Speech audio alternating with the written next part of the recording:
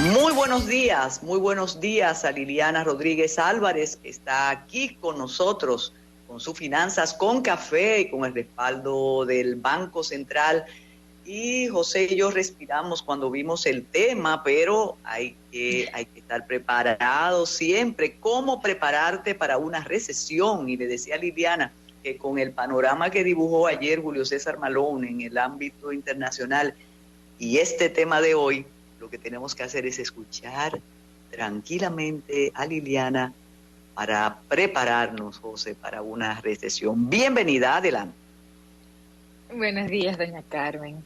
Cada miércoles estoy feliz de poder compartir aquí, conversar con usted. Agradecer a José siempre ahí, tomando el control para que podamos estar aquí esta mañana.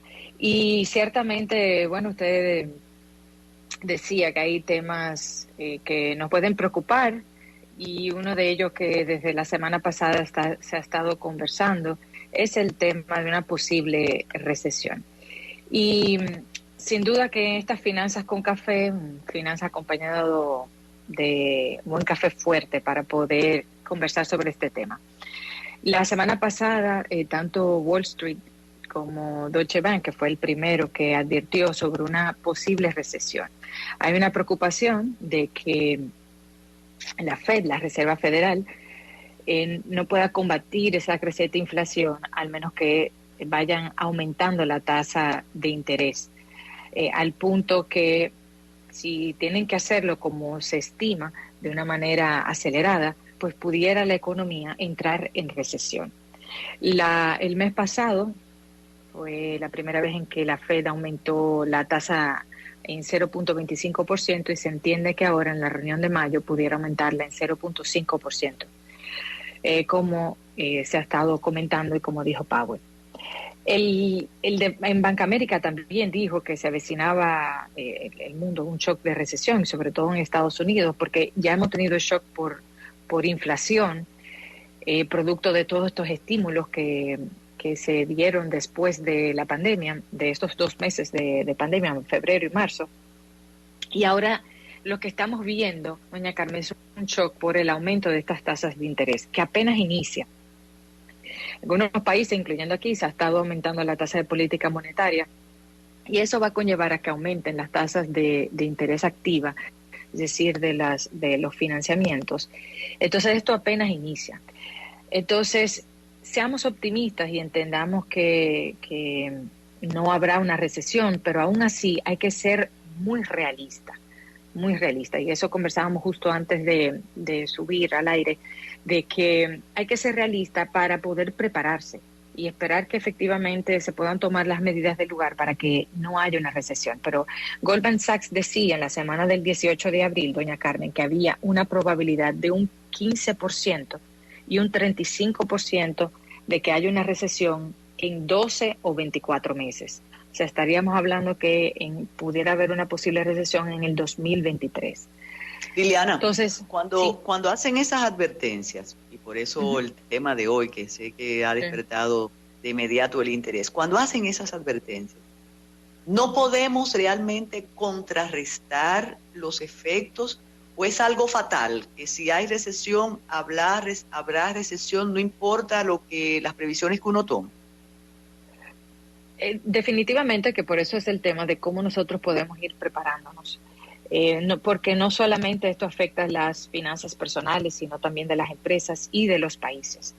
Lo que se habla es que efectivamente hay varias cosas que se están conjugando, que si siguen conjugándose en las diferentes partes del mundo. Una parte es la crisis económica en Estados Unidos, otra parte es la crisis en Europa causada por la guerra en Ucrania, y por otro lado la situación sanitaria que está habiendo actualmente en China, que ha hecho también que otros factores, entre ellos el tema de las cadenas de suministros, y se vea afectada.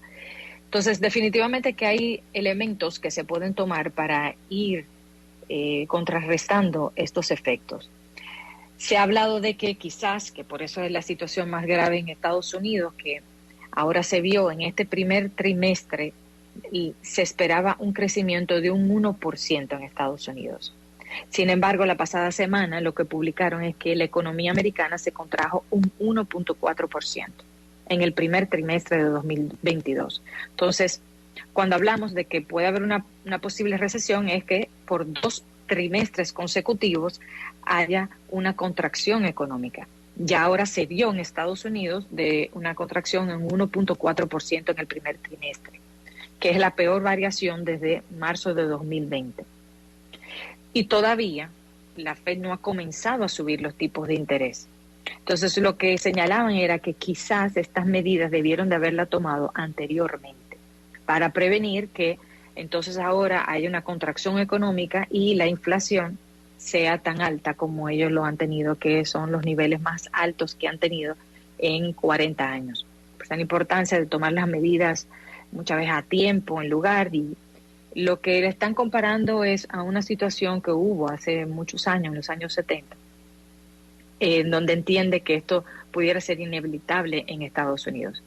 En una economía tan interconectada como el que estamos ahora, y a la velocidad en la que van las transacciones también, el efecto, el efecto de contagio de una economía a la otra es mayor.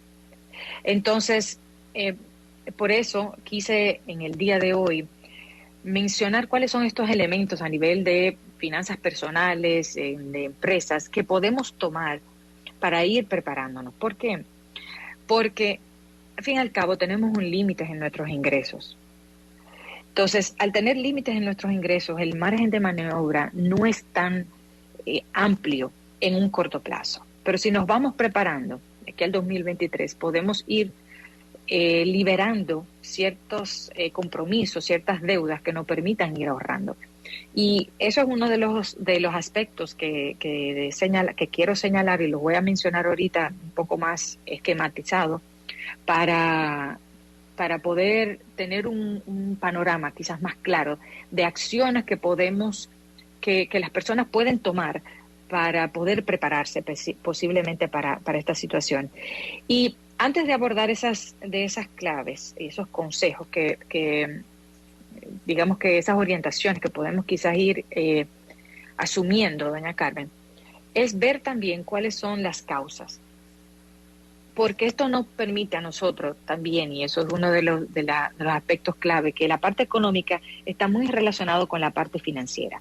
Y en Finanzas con Café nos centramos sobre todo en la parte financiera, pero está muy vinculada también, y lo hemos mencionado en algunas Finanzas con Café, hemos abordado temas puramente económicos también, porque la parte económica influye en esta parte financiera. Así que una de las partes esenciales que tenemos que hacer de cara a este posible escenario de recesión es estar atento a estos indicadores, estas señales de alerta que están causando o que pudieran causar esta recesión.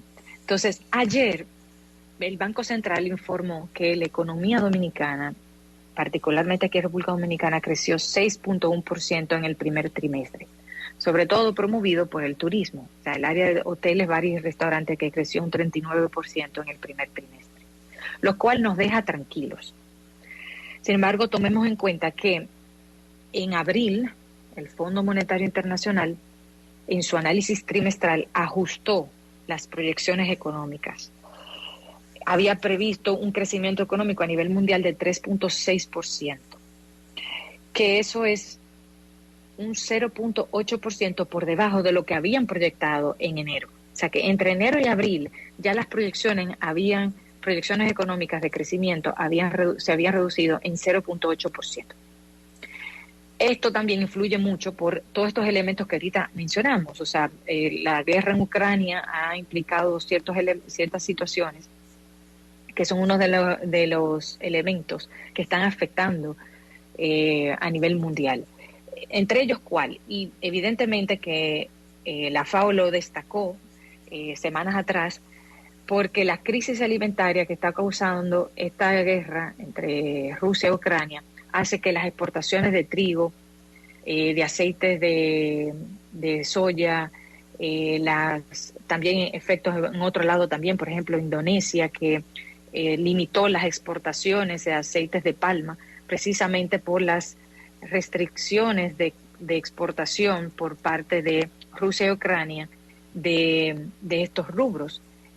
Ellos producen más del 50% del aceite de girasol en el mundo, Rusia y Ucrania, lo cual va a implicar crisis en toda esta área de fertilizantes y de aceites. O sea que todos aquellos negocios también que se suplen y que utilizan esta materia prima tienen que tomarlo muy en cuenta para poder ajustar sus costos y poder tomar las medidas del lugar. En Europa ha pasado que el costo de energía ha aumentado porque Rusia y Ucrania igual producen el 40% de su gas natural y el 25% de la gasolina provienen de Rusia. Así que esos efectos también, recordemos que las remesas en República Dominicana provienen de Estados Unidos y de Europa. O sea que lo que sucede tanto en Estados Unidos como en Europa, pero sobre todo en Estados Unidos, tenemos que vigilarlo. Que Estados Unidos es el principal socio comercial, también el principal emisor de turistas y también de remesas. O sea que hay que vigilarlo muy de cerca y por eso mencionaba esta contracción económica nos afecta directamente. Aparte de eso, se han ido reduciendo las ayudas a los hogares en Estados Unidos. Hay determinados estados donde ya han ido reduciéndolo, entre ellos Florida, Iowa, Arkansas, entre otros. Y eso afecta evidentemente también las remesas. El nivel de inflación en Estados Unidos es de un 8.5% a marzo de 2022 y hubo una contracción. Con niveles altos de inflación y también de contracción económica, algunas veces hablamos en términos económicos de estanflación. No hay crecimiento económico y también los niveles de precios son muy elevados. Otros temas que hoy, justamente esta mañana estaba leyendo, doña Carmen, era un artículo sobre los retrasos en los puertos y las cadenas de suministros. Son los mayores retrasos que hemos tenido en 2 años. Sí, los mayores retrasos en estos últimos 2 años se están dando ahora mismo. Royal Bank of Canada destacaba que la congestión portuaria mundial está empeorando. No estamos viendo un mejor panorama, sino que todo lo contrario, está empeorando y se está extendiendo cada vez más. El retraso medio de los buques ahora mismo rondan los 7.26 días, que es por encima de los 4.5 días en tiempos normales. En realidad ya ahora mismo hay la cantidad de buques esperando en Shanghái es un 34% mayor. Y por eso ahorita mencionaba que esta situación sanitaria en Asia ha hecho que ha provocado que haya mayores retrasos en los puertos, porque ha habido confinamiento, han cerrado zonas, o sea que independientemente de que quieran recibirlo, es que no hay personas trabajando por confinamiento.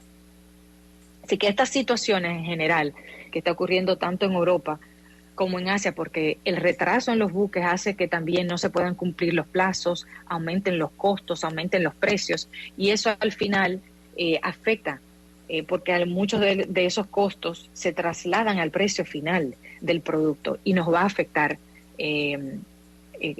a nivel personal. Entonces, doña Carmen, viendo algunas de estas causas, y así hay más, o sea, porque por ejemplo todo lo relacionado con los buques, por ejemplo, precisamente por esos atrasos, la prima aseguradora de los buques ha pasado de 0.25% a un margen entre un 1 y un 5%, o sea, estamos hablando de mínimo 4 veces mayor el costo de la prima para asegurar los buques. Todo esto al final, cuando se va sumando, va afectando el precio final. Entonces, para ir concluyendo con estas finanzas con café, veamos algunos de las formas en que podemos nosotros prepararnos, ir definiendo un plan, y es importante ir definiéndolo, ir implementándolo poco a poco a medida que podamos, para prepararnos a una posible situación en 2023. Que esperemos que no se dé, pero indiscutiblemente que estos escenarios y, como dije, la interconexión a nivel mundial entre países va a hacer que los efectos sean mayores hoy en día que hace 50 años. Entonces, lo primero es que decía mantenerse informado sobre todos estos elementos que acabamos de informar a nivel económico, porque todos estos aspectos económicos influyen en la parte financiera, tanto a nivel país, como, o sea, de las finanzas públicas, como también de las finanzas de las empresas, como también de finanzas a título personal y de los hogares. Por otro lado, hay que organizarse y reducir las deudas que nosotros podamos tener para dejar espacio para el ahorro. Eso no se hace tan rápidamente. Por eso es importante ir haciendo una organización, definiendo un plan para que no nos agarre desprevenido y no podamos hacerle frente a nuestras deudas, que recordemos que también, aparte de esta naturaleza, o sea, de nuestra composición de nuestros ingresos, que tienen sus límites, nosotros también tenemos que tomar en cuenta los posibles aumentos en las tasas de interés activas de nuestro financiamiento, de nuestras deudas. Hace unas semanas leía incluso que en Estados Unidos señalaban que el 61% estaban viviendo paycheck by paycheck, o sea, a medida que le van pagando, o sea, es a rajatabla que van llegando, apenas pudiendo llegar a fin de mes para poder enfrentar sus compromisos, porque ha habido un aumento en la, o sea, una reducción en su capacidad de compra y de pago. Hay que tomar decisiones con racionalidad y disciplina. Una vez lo comentamos, y es vital organizarse sin que las emociones afecten mucho, poniendo todo en lápiz y papel, con un lápiz y papel, definiendo todo lo que nosotros tenemos como presupuesto mensualmente e ir ajustándolo. Aparte de, hay otros elementos. Nosotros lo comentamos y el tema del flujo de caja, lo mencionamos en Una Finanza con Café, sí, que muchas veces nosotros tenemos problemas de liquidez, que en el mes pues no podemos llegar para cumplir con esto, entonces es importante organizarse para quizás mover los gastos de un lado a otro, pero también hay otras opciones que nosotros podemos ir tomando, y es obteniendo ingresos de nuestros ahorros. Y para eso es importante saber cómo invertirlo y dónde invertir nuestros ahorros.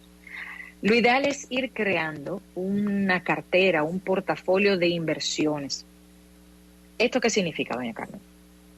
Que cuando nosotros tengamos un monto de nuestros ahorros, nosotros podamos ir definiendo qué cantidad podemos ir invirtiéndolo en bonos a largo plazo, que van a tener un mayor rendimiento. Otra parte que la podamos tener en un certificado de depósitos o fondos de inversión mutuos que me permitan rejugar entre el largo plazo y el corto plazo y la rentabilidad que me pueda dar cada herramienta. Porque los bonos me va a dar una mayor tasa de interés, pero esto va a estar fijo a un largo plazo, que yo lo pueda tener a un año. Un dinero que yo sepa que de aquí a abril del 2023 yo no voy a necesitarlo, lo tengo ahí invertido en bonos y me va a dar una mayor rentabilidad de si yo lo coloco en un fondo de inversión mutua o bien si lo coloco en un certificado de depósito. Sin embargo, hay un dinero que uno siempre tiene que tener ahí, que pueda ser fácilmente líquido para uno poder acceder a ellos. Es decir, bueno, ya ahora mismo los ingresos no me alcanzan, ha aumentado, yo tengo que ir haciendo uso de este dinero que yo tengo aquí ahorrado para poder hacerle frente, no pagar intereses por financiamiento, no atrasarme, que no se me afecte mi historial crediticio. Entonces voy a tener ese dinero ahí que pudiera fácilmente obtenerlo. Aquí en República Dominicana los certificados de depósito, si bien están a un plazo fijo, tú puedes ir a retirarlos si tienes alguna emergencia. Te van a cobrar una penalidad, es decir, que la tasa de interés que te ibas a ganar, o sea, los intereses que te ibas a ganar durante ese tiempo, pues va a ser menor porque te van a cobrar una penalidad. Pero si tuvieras que utilizarlo, lo tuvieras ahí disponible. Hay fondos de inversión mutuo que uno puede ir invirtiendo, a medida que uno va ahorrando, uno puede ir ingresándole más recursos y eso te va dando unos intereses que tú puedes muy bien pedir que te lo vayan depositando a una cuenta mensualmente. O sea que es importante ir construyendo, ir haciendo un equilibrio entre que yo puedo ir invirtiendo en estos fondos a corto plazo que puedo hacer fácilmente líquidos y aquellos que me van a dejar mayor rentabilidad, me van a dar mayores ingresos.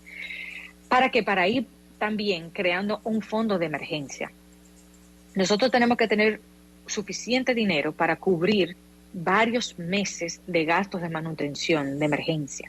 Y lo vimos sobre todo durante el año 2020, que ante este imprevisto, esta situación sanitaria que no estaban previendo, que no teníamos planificado, pues había que utilizar de unos recursos de inmediato, ahorros, para poder hacerle frente a ciertos compromisos, sobre todo en aquellos negocios, y se vieron muy afectados, por ejemplo, restaurantes, que de repente no tenían ingresos y tenían que hacer uso de ese fondo de emergencia que tenían como negocio para poder hacerle frente a sus compromisos de alquiler, compromisos de préstamos.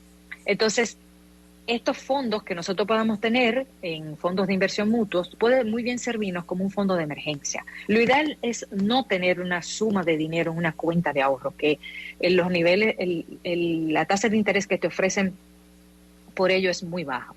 Lo ideal es tener un dinero, que el dinero que nosotros podamos tener incluso en fondos de emergencia pueda ser fácilmente líquido, pero que tengan mayores tasas de interés.